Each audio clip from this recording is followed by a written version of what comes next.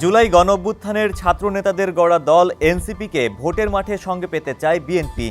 আলোচনা এগুলেও এখন পর্যন্ত চূড়ান্ত কোনো সমঝোতা হয়নি বলে জানিয়েছেন উভয় দলের নেতারা।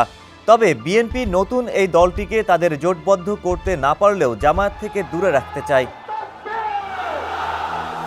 অন্যদিকে ভোটের মাঠে গণঅভ্যুত্থানের আবেগ পক্ষে রাখতে এনসিপির সঙ্গে জোট না হলেও অন্তত নির্বাচনী সমঝোতা করতে আগ্রহী জামায়াত ইসলামী। 10 বছরের যাত্রা তো কেবলই শুরু। একসাথে গ্রো করার এই জার্নি চলুক আগামীতেও। পাঠাও 10 years of growing with you। NCP নেতারা জানিয়েছেন, আগামী ফেব্রুয়ারির সংসদ নির্বাচনে জামায়াত প্রত্যাশিত সংখ্যক আসনে ছাড় এবং নির্বাচনে সব রকম সহায়তার প্রতিশ্রুতি দিয়েছে।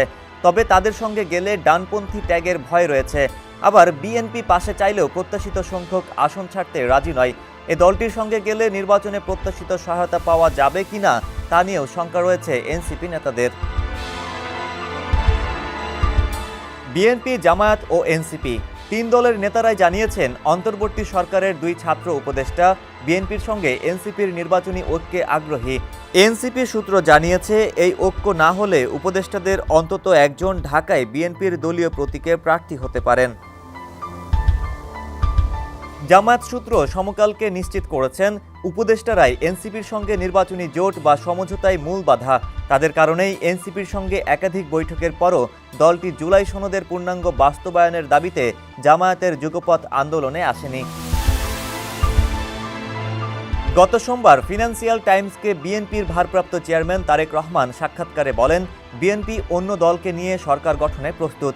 এসব দলের মধ্যে গত বছর অভ্যুত্থানে সামনের কাতারে থাকা ছাত্রদের নেতৃত্বে গড়ে ওঠা নতুন একটি দলও রয়েছে।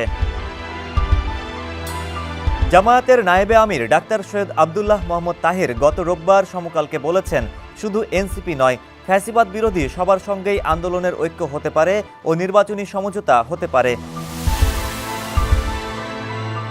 হাসানুর আরিফিন, সমকাল।